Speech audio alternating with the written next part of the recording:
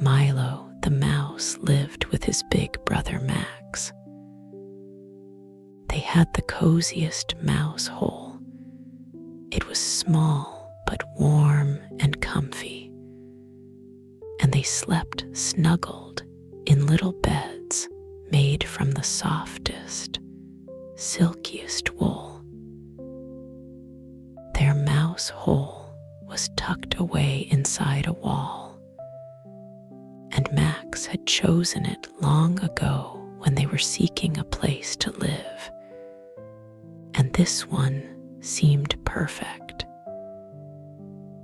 It was a bedroom wall in a house that belonged to a human family, so it was quiet and peaceful, especially at night, tucked up in their beds in the mouse hole.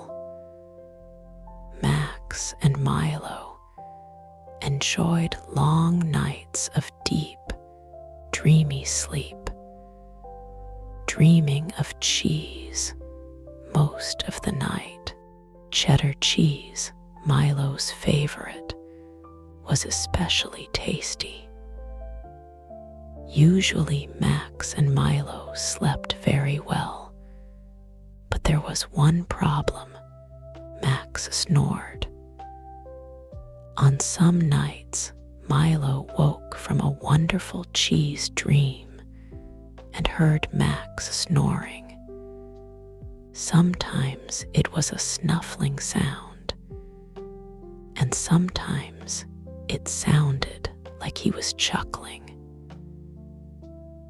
Max himself made some very funny noises. Milo didn't mind it much when his brother snored, except when it woke him from an especially good dream. Occasionally, he wished he had his own mouse hole where nothing would ever bother him, and he could enjoy endless dreams of cheddar cheese. So one morning, Milo made a decision during a breakfast of toasted breadcrumbs. Milo told Max what he planned to do. "It is time for me to find my own mouse," Milo said. "After all, I am nearly grown up, too grown up to share a hole with my brother. I am going to look for a new place to sleep at night." Max smiled. It was like his little self, the brother who always wanted to do things on his own and become more grown up, wished Milo good luck. But Max reminded him that there would always be a bed for him. After breakfast, the two mice hugged goodbye, and Milo set off on his adventure. He felt very grown up as he left the mouse hole and scuttled happily across the bedroom carpet.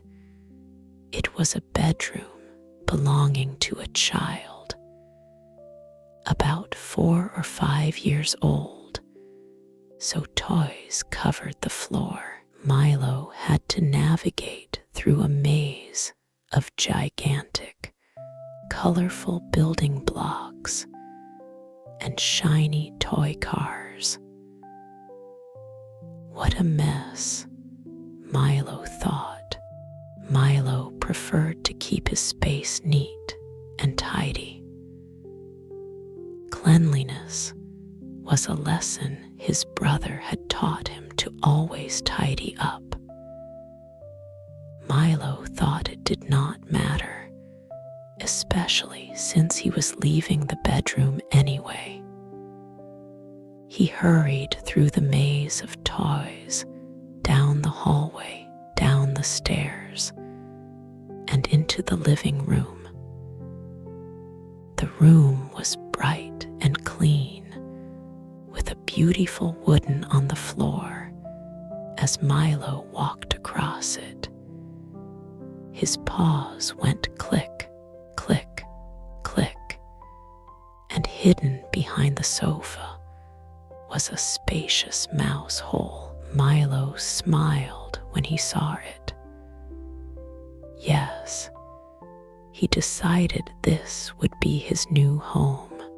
He spent the day decorating and making a cozy bed out of feathers he found in the sofa cushion. Soon it was nighttime. Milo usually went to bed early, around 7 o'clock. Like most mice, he needed a lot of sleep. So just before 7 o'clock, Milo settled down in his soft, feathery bed. Usually, his brother tucked him in and said good night. It was a little strange not having Max there, but Milo reminded himself that he was the big mouse, was nearly grown up. So he no longer needed his brother to tuck him in. He would visit Max tomorrow and tell him all about his new home. Milo closed his eyes, tired and looking forward to a good night's sleep. But just as he began to drift off, he heard a strange noise outside his mouse hole. Sounded like voices and music all tangled together. Oh no, Milo thought. This was worse than Max's snoring. He sat up sleepily, rubbed his eyes, paused briefly, then got out of bed and crept outside to see what was going on.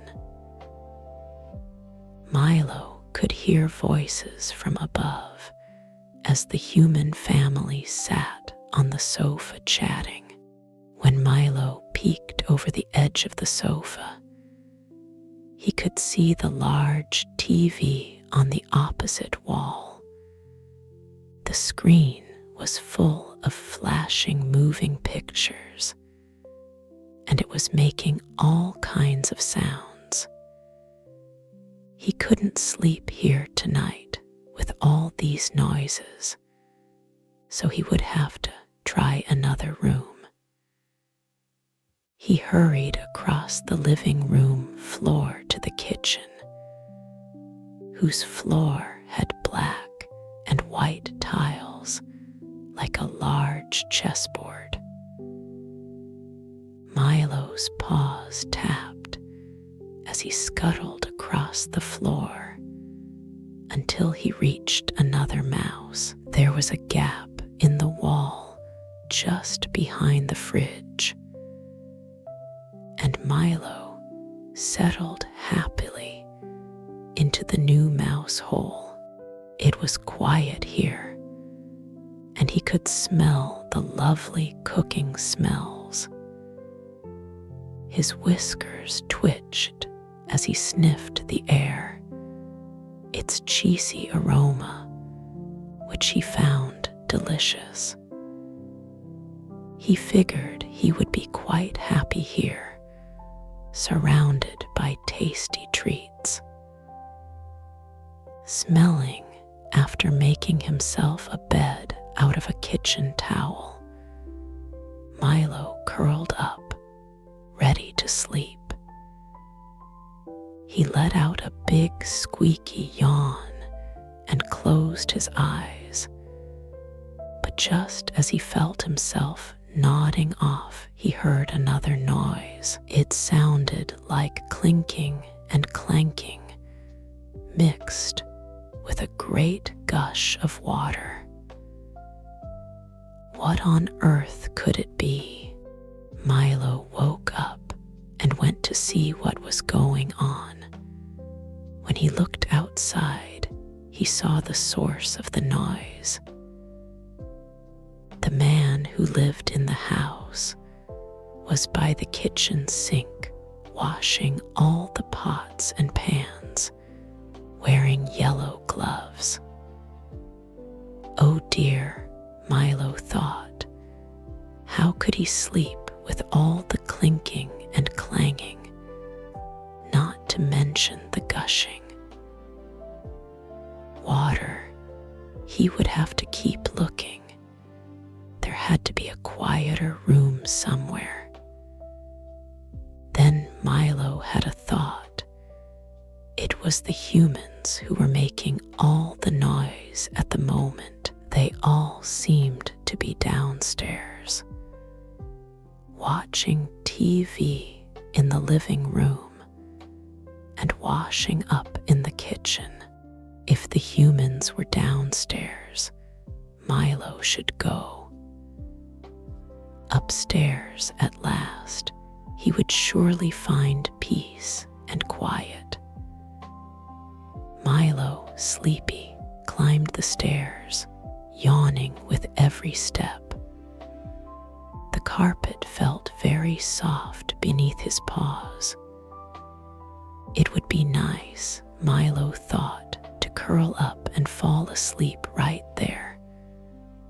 But he kept going, all the way upstairs and down the hall, until he got to the bathroom was dark, cozy, and completely silent. He could not hear a single noise, thank goodness, Milo thought, and he began to look around the bathroom, searching for a mouse hole, and soon found the perfect spot in the wall. Hidden behind a basket full of the hole was so small that Milo could barely squeeze in. But it would do for tonight. He decided he did not need much space, just a quiet place to sleep. Then Milo made himself a bed again, this time a soft nest of cotton balls. It wasn't as soft as his old one. The bed was comfortable enough, and Milo was so sleepy that he knew he would drift off in no time. Yawning, he curled up in his cottony bed. Then he closed his eyes, took a deep breath, and opened them again. What was that noise? It sounded like gushing water again, but it was louder than before. Earlier, like during a rain shower or a waterfall, Milo huffed, got out of bed, and once more poked his head out of the hole to see what was happening. He found that in the bathroom someone was using the shower. The glass steamed up, and the water was gushing down. Milo stood there for a moment, listening to the shower produced a pleasant sound. The flowing water was loud, but soothing. Perhaps if he stayed a little longer, he would grow used to it and fall asleep. Then he shook his head. No, he did not want to stay here. Not when there was another, much quieter room just down the hall. Soon Milo was back to where he started, the bedroom. But this time, to his surprise, the floor was clean. The toys had all been tidied away. Milo was very pleased. pleased by this. Now it was much easier for him to move around the room. Instead of weaving between the toy blocks and cars, he would walk straight across the open space on the carpet. And although it was dark now, he had no trouble finding his way and knew exactly where he was headed. When he reached the mouse hole, he looked around. Max was curled up in his bed, and Milo had his own bed there, looking warm and soft. Milo let out a big, happy sigh. It felt so good to be back at home. Max woke up, smiling to see his little brother Milo. He got out of bed and prepared a simple meal for Milo, a delicious cheese sandwich. As Milo ate, he told Max all about his adventures. It had been fun. He said the house was so big, and there was still much to explore. But exploration was for the daytime. At night, he preferred being here at home with his brother.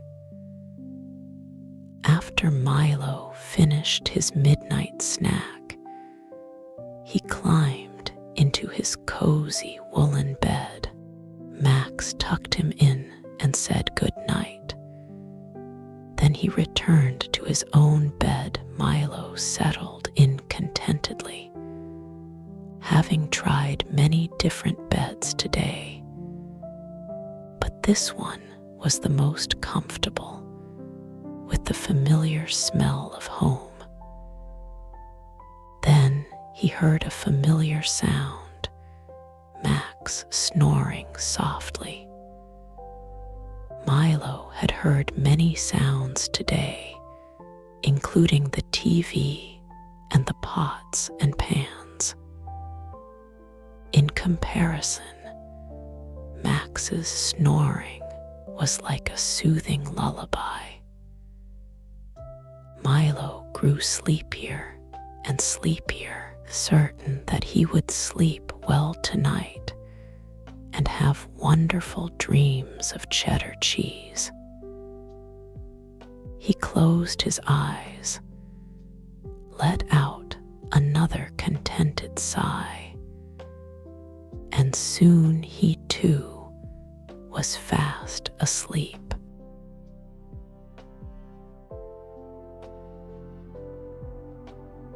The Hedgehog and the Night Song. In a meadow that sparkled with dew each evening lived a hedgehog named Nori. He was shy and often hid beneath the tall grass when the world grew noisy. The crickets chirped too loudly. The frogs croaked without stopping. And even the owls sometimes hooted so sharply that Nori curled tighter into a ball. But Nori had a secret. He loved music. When the wind rustled through the reeds, or when the rain tapped softly on the leaves, he felt calm, as if the night was humming just for him. Still, he never dared to sing. His voice, he thought, was too small for the great wide world. One night, as the stars glittered above, Nori wandered farther than usual. At the edge of the meadow stood an old oak tree, its branches stretched high like arms. From somewhere inside the tree came a soft, trembling sound. A little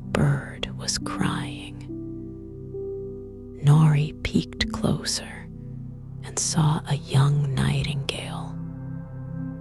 Her wing was hurt and she couldn't fly. "I'm supposed to sing to the stars," she whispered, "but my voice is lost without the sky." Nori's heart trembled. He wanted to help, but what could a hedgehog do? He sat beside her, and before he could stop himself, he began to hum very quietly at first, like the rustle of grass. The nightingale looked up, her eyes shining. "Sing louder," she urged. So Nori sang. His voice was soft, a little wobbly, but true. And as he sang, the crickets paused to listen, the frogs quieted. Even the owls tilted their heads. Slowly, the nightingale joined him, adding her gentle notes. Together, their song floated into the night, weaving with the stars until the whole meadow glowed. When they finished, the nightingale whispered, "Your voice carried me when I couldn't sing alone." From that night on, Nori no longer hid from the sounds of the world, because he had learned something important. Even the smallest song can calm the night when it's sung with love. And sometimes, if you walked through the meadow under the stars, you could still hear him, the hedgehog, the little bear, and the dream boat. In a forest where the river curled like a ribbon lived a little bear named Arlo. He loved bedtime, but always wished his dreams could take him somewhere new. Each night, as he curled up in his den, he whispered, asterisk, "If only dreams were boats, I'd sail across the sky." Asterisk, one evening, when the moon rose full and golden, Arlo wandered down to the river. To his surprise, a small wooden boat was waiting at the shore. It glowed softly as if carved from moonlight itself. The oars were silver branches, and a blanket of moss lay across the seat. Arlo stepped inside, and the boat drifted off without a sound. The river shimmered, carrying him away from the forest. Soon he realized this was no ordinary river. It was made of starlight. Tiny constellations floated on the surface, and every splash of the oar sent ripples of light across the night. As he sailed, Arlo saw other travelers. A rabbit snoozing under a lantern, a family of mice curled together in a tiny walnut shell, a fox guiding his own little raft with a glowing crystal. They all waved sleepily, their eyes full of dreams. The boat carried Arlo past hills of mist, through valleys where fireflies swirled like golden smoke, and beneath bridges of clouds painted silver. Each place felt calm and safe, as though the whole night had been built just for him. Finally, the river widened into a great lake, still and endless. Above it, the stars leaned closer, their reflections sparkling in the water. Arlo laid down on the moss blanket, the boat rocking gently. A star drifted lower, brushing his fur with its glow. "You found the dream boat," it whispered. "Here, no dream is too small. Sail as long as you like." Arlo's eyes grew heavy, his paws relaxed, and soon he drifted into sleep. The boat cradled him, carrying him slowly back toward home. When he woke the next morning, the boat was gone, but a single silver oar lay on the shore. Arlo smiled, tucking it beside his bed. From that day on, he knew, whenever he closed his eyes, the dream boat would be waiting to take him gently across the river of stars.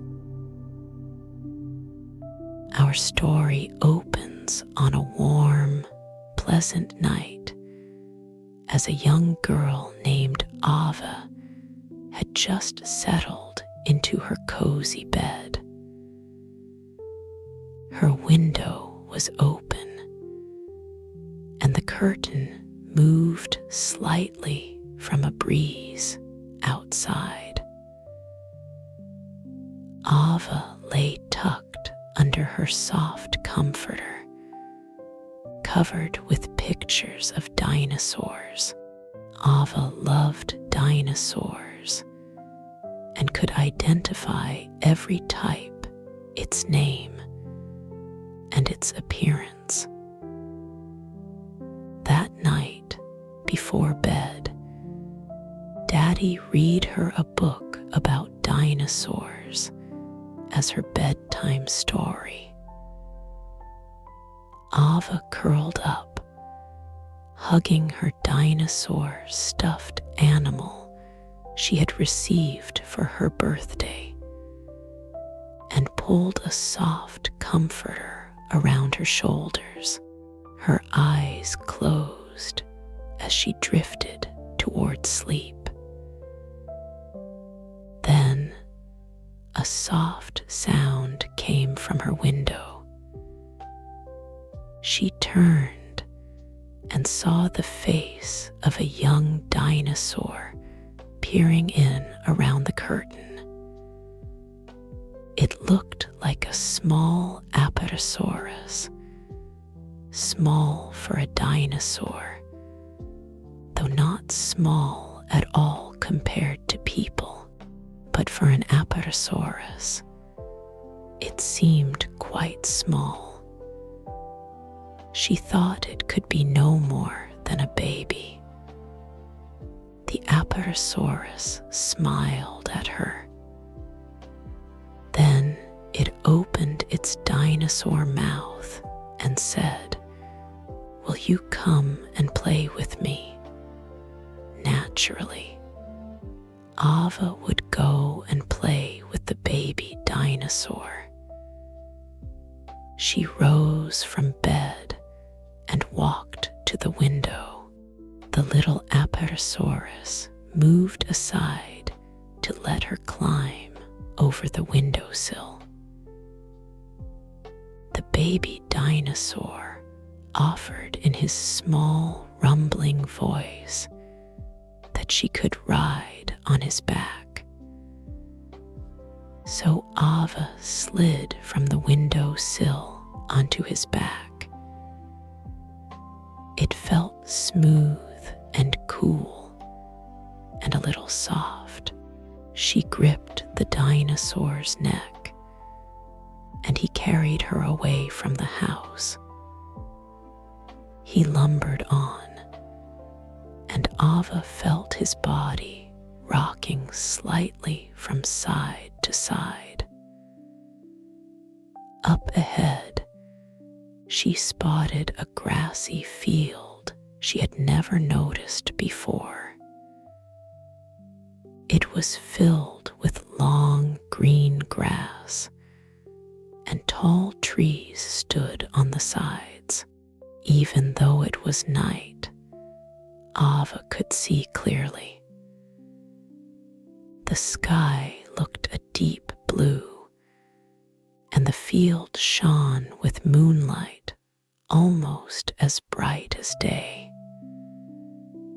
The little Apatosaurus waddled toward the grassy field, its body swaying from side to side. When he reached the field, he sat down so that Ava could easily slide backward off his back. It was enjoyable to slide down his back as if on a playground slide. Ava walked around to inspect her new friend. He wore a dinosaur-like smile, and she returned it, then asked what he wanted to play.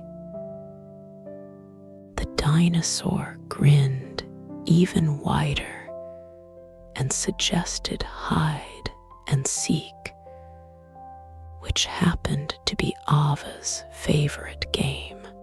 Naturally, she agreed. They decided that the dinosaur would hide first. Ava closed her eyes and covered her face with her hands.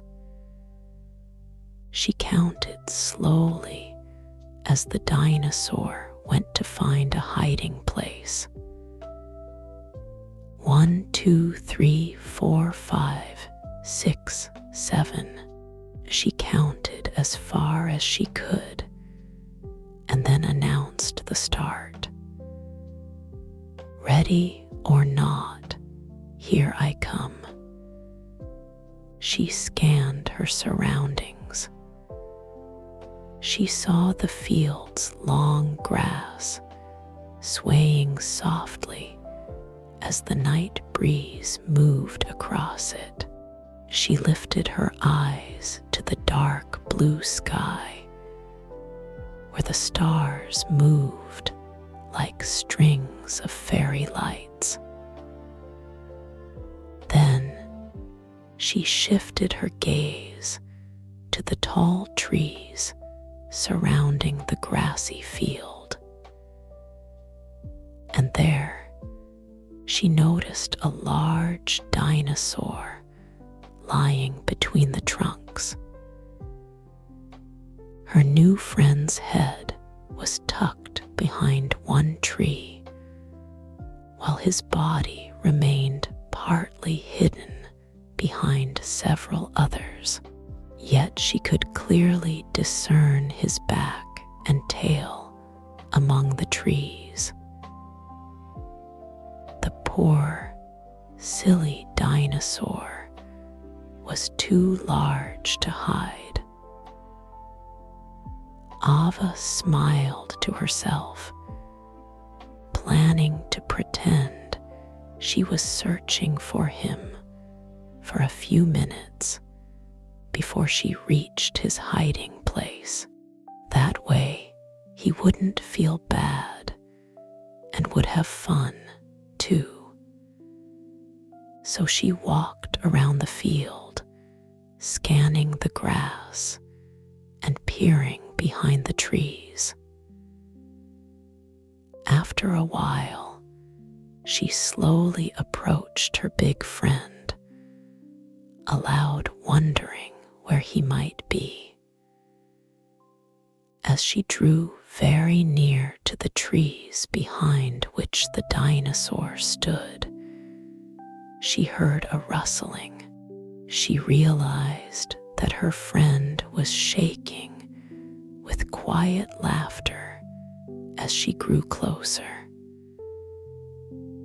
That made Ava start laughing as well, but she kept her giggles down while she crept up on the dinosaur. She moved right between the trees and pretended to bump into the big creature's body. They both burst into laughter, then collapsed onto the soft grass, giggling and rolling around. When their laughter faded, they stayed there together for another moment, catching their breath. Their breathing slowed as they lay on the soft ground, gazing up at the deep blue sky and the trailing lights of the stars. There were countless stars visible, and the bright ones traced patterns across the sky that Ava believed looked like the footprints of a tiny nocturnal animal that had crossed a deep blue field. She shared that idea with her friend, and they talked about it for a while, imagining a sky creature that would leave glowing footprints across the night. Then at last, they remembered their game, and both stood up slowly. This time the dinosaur would count while Ava hid. 1, 2, 3. The dinosaur's rumbling voice counted as Ava hurried off. She moved quietly along the edge of the field to the far side, then lay on her belly and crept into the tall, waving grass. She settled into a comfortable position with her head resting on her arms, remaining still so the dinosaur would not see the grass moving and would not realize where she was hidden. She heard her friend stop counting and begin his search. Stomp, stomp, stomp echoed from his large dinosaur feet. Swish, swish, swish. The sound of his big dinosaur tail moved through the grass. The Apatosaurus searched for her here and there. He peeked behind the trees and looked up into their branches.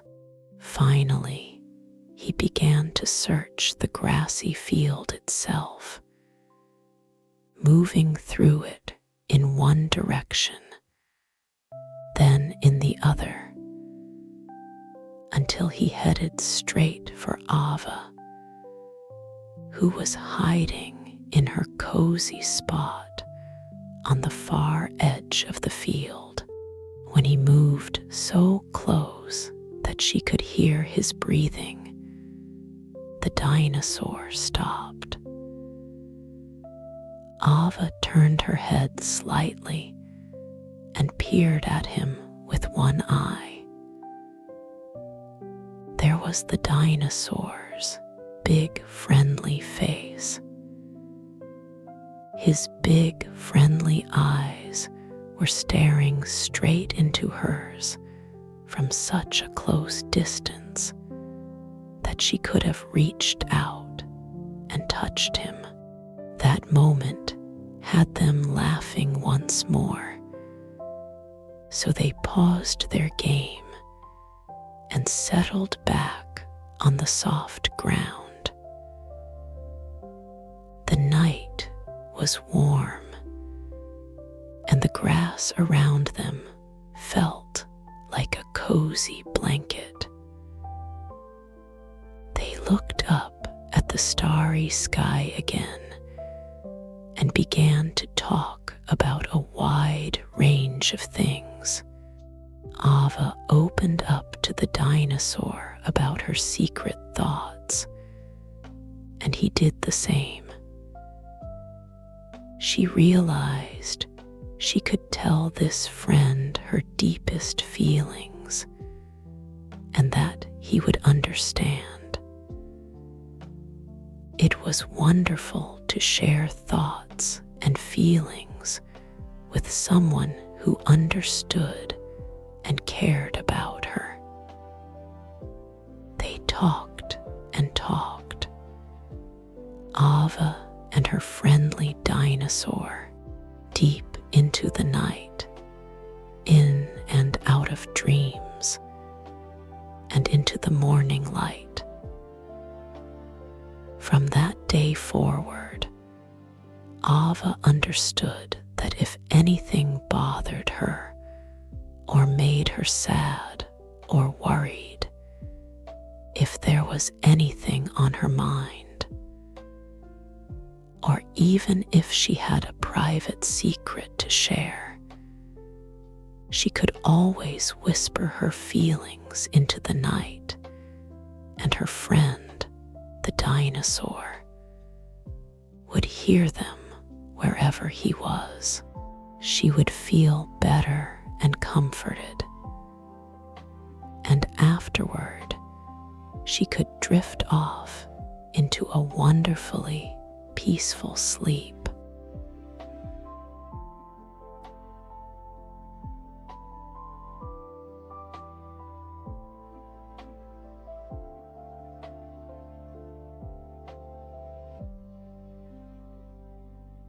Bedtime affirmation.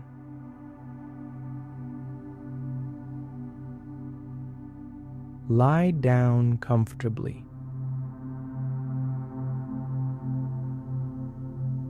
Feel how the soft pillow gently holds your head.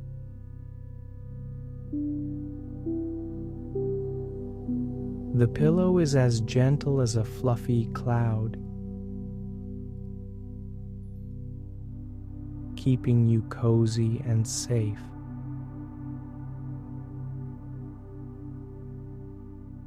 The blanket wraps around you softly. It's warm and light.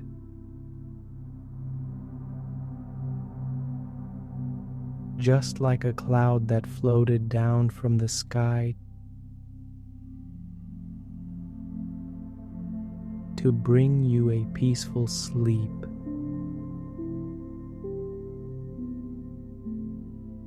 Under the blanket, it feels like a little house.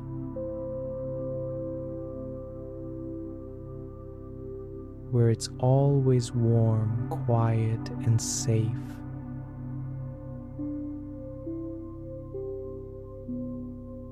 The day is over now.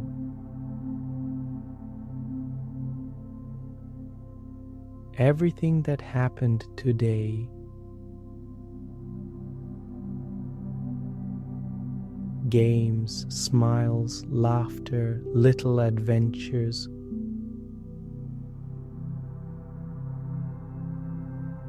all of it stays with you, and you can carry only the happiest parts into your dreams.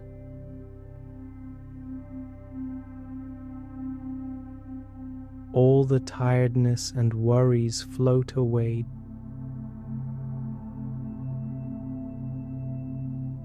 disappearing into the air.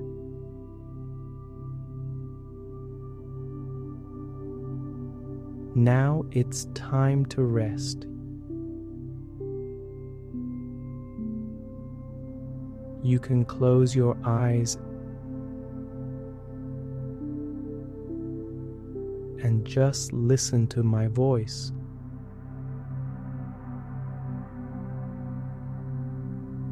With every breath in, you feel calmer. With every breath out, all the worries fly far, far away. You are safe. The world around you is kind and caring.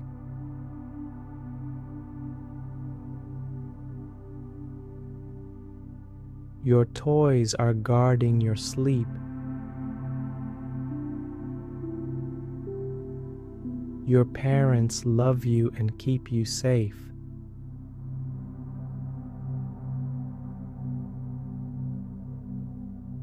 The whole universe is smiling at you and wishing you sweet dreams.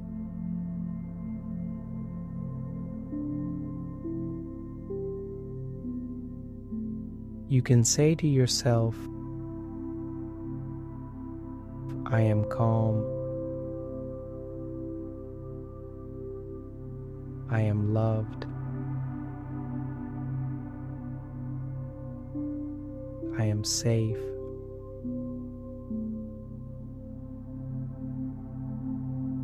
I am resting.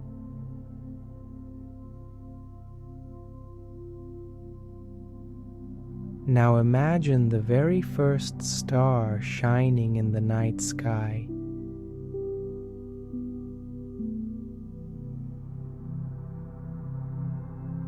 It shines just for you.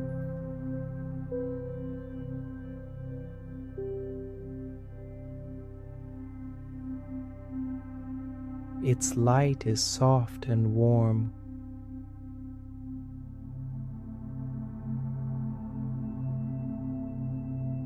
Covering you like a second blanket.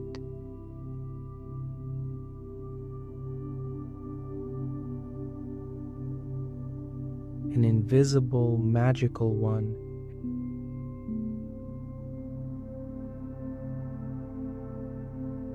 And every little ray of that star whispers,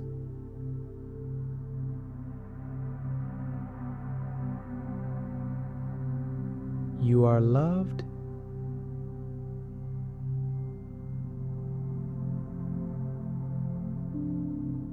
You are important.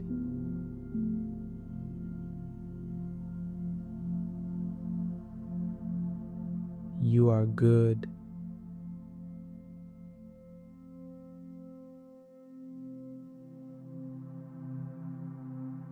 Sleep peacefully.